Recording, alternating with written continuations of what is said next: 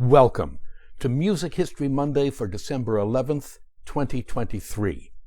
I'm Bob Greenberg, and the title for today's podcast is The Amusa.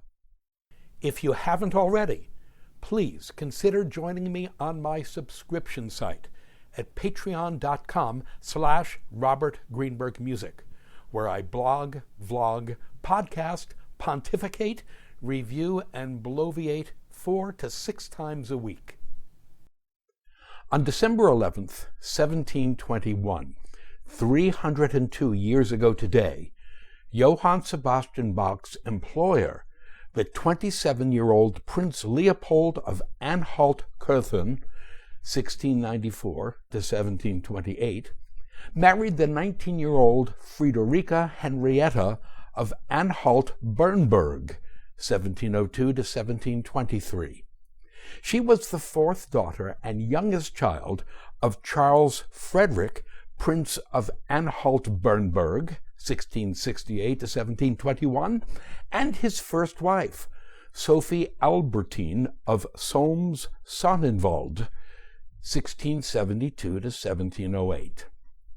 We can only hope that the kids enjoyed their wedding, because sadly their marriage was not fated to last for very long. Pardon me, please, a small bit of editorial bloviation. Speaking as a lower middle-class American kid born in Brooklyn, New York, and raised in South Jersey, meaning someone with zero tolerance for all this royalty stuff, I find all these puffed-up hereditary royals insufferable in both their titles and their actions.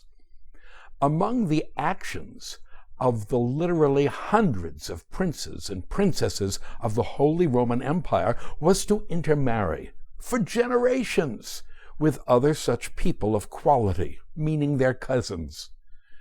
A brief look at their lifespans, which are indeed representative of their class, reveals how well that turned out. Bach's beloved boss, Prince Leopold of Anhalt-Köthen, lived for all of 33 years. Leopold's father, Emanuel Lebrecht of Anhalt-Köthen, 1671 to 1704, lasted just 33 years as well, though Leopold's mother, Anna Eleanor of Stolberg-Wernigerode, 1651 to 1690, managed to live for 39 years. Leopold's wife, Friederike Henrietta, the Amusa of this post's title, lived to be only 21. Her parents, Charles Frederick, Prince of Anhalt-Bernburg, and Sophie Albertine of Solms-Sonnenwald, did a little better, living respectively to the ages of 53 and 36. Meanwhile, our magnificent Johann Sebastian Bach lived to be 65, and would certainly have lived longer if not for a botched cataract operation by a quack oculist named Chevalier John Taylor, who, incidentally, lived to be 69 years of age. Speaking strictly for myself, if I had to choose between a title and a long lifespan, I'll choose lifespan every time. Back, please, to the wedding of Prince Leopold and Princess Friederike Henrietta. It was a lavish and extended 5-week-long affair, one that put my cousins Arthur and Larry Gottlieb's bar mitzvahs in Massapequa, Long Island, to shame. Unfortunately for Bach, the wedding was something else. It was the final nail in the coffin lid of what had once been his dream job, that of Kapellmeister, master of music, for the court of Köthen in the central German state of Saxony-Anhalt. It was a position he had held since 1717, and one that he had hoped to hold for the remainder of his life. Alas, as the old Yiddish saying goes, man tracht und Gott lacht, meaning man plans and God laughs. Sebastian Bach as he was known to his family, friends, and colleagues. Johann was but a Bach family patronymic that went back generations, was nobody's fool. He knew his worth, and at a time when artisans like himself were expected to keep a low profile and know their place, Bach was an outspoken, often troublesome, even cantankerous employee, something that got him into trouble on a regular basis. My Music History Monday post for November 6th, 2017, well before I went onto Patreon, describes just such an event. I will update and extend that post for Patreon at my first opportunity. In that proverbial nutshell, Bach managed to get himself tossed into jail for a month for insubordination, for trying to quit his job as court organist in Weimar after he had been passed over for promotion. He was eventually released from jail, fired from his job. "You can't fire me! I already quit!" and sent packing to Anhalt-Köthen, there to become Kapellmeister for the then 23-year-old Prince Leopold. Prince Leopold might have been a pup, but he was a highly cultured, well-traveled young dude who knew exactly what he wanted when he inherited his tiny princedom on May 14th, 1716, to turn his principality into a court of the muses.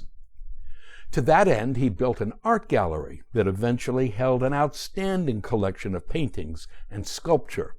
He likewise constructed what is described as a good-sized orangerie, a building dedicated to the growing of citrus and other exotic trees and plants in climates not otherwise conducive to such flora. But Prince Leopold's great passion was for music, and upon taking his throne, he had an opportunity that, as he realized at the time, he'd never have again.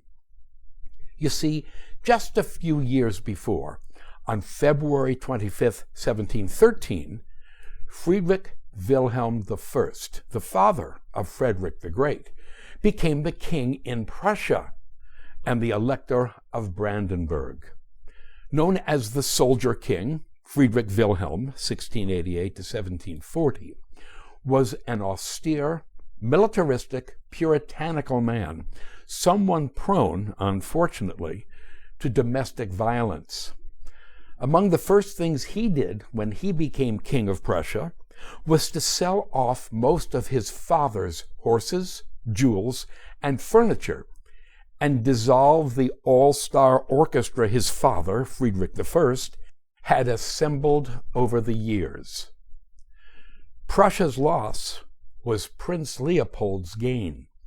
At tremendous expense, he hired the great bulk of Friedrich I's orchestra and installed them at his court in Anhalt-Köthen, the equivalent of relocating the 1927 Yankees to Medicine Hat, Alberta. What Leopold needed next was a Kapellmeister equal to his newly hired orchestra. He found his man when he met Bach at the wedding of his sister Eleanor Wilhelmina to the Duke of Saxe-Weimar, Ernst Augustus I, on January 24th, 1716. Oh, for our information, Eleanor Wilhelmina of Anhalt-Köthen, 1696 to 1726, lived to be just 30, though her hubby, Duke of Saxe-Weimar Ernst Augustus, 1688 to 1748, made it all the way to 60. Leopold's court, there in Anhalt-Köthen, was Calvinist, and consequently, only the simplest music was used in worship. As a result, Bach's job in Anhalt-Köthen was entirely secular. He didn't have to play the organ, conduct music at services, or answer to layer upon layer of religious authorities. All Bach had to do was please his prince, and please Prince Leopold, Sebastian Bach did. The two of them had a real bromance going. The prince loved his Bach, and Bach loved his prince. In 1730, 7 years after he left the employ of Prince Leopold, Bach wrote a letter to his old friend and classmate, George Erdmann, in which he waxed nostalgic about his time at Anhalt-Köthen. Quote, "There I had a gracious prince who both loved and knew music, and in his service I intended to spend the rest of my life." Unquote. In just 5 years at Anhalt-Köthen, between 1717 and 1722, Bach composed many of his greatest and best-known works, including the majority of his concerti, including the 6 so-called Brandenburg Concerti, 2 of his 4 orchestral suites, numbers 1 and 4, the sonatas and partitas for solo violin, his cello suites, the partitas for harpsichord, his 2- and 3-part inventions, most of the Well-Tempered Clavier Book 1, and scads of other secular works. Unfortunately, the bloom began coming off of the Anhalt-Köthen rose as early as 1718. Prince Leopold was, quite simply, spending far beyond his means, and he had to cut back the size of his all-star orchestra. For Bach, this was problematic but not a deal-breaker, and he was able to adapt to what was an increasingly austere music budget. But Bach was not able to adapt to the new realities created by Prince Leopold's wedding to Friederike Henrietta on December 11th, 1721. Yes, the prince himself was thrilled with the marriage.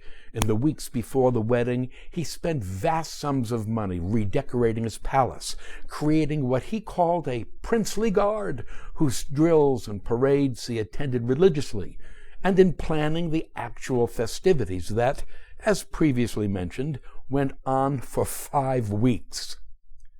But Bach did not like the new misses, not at all.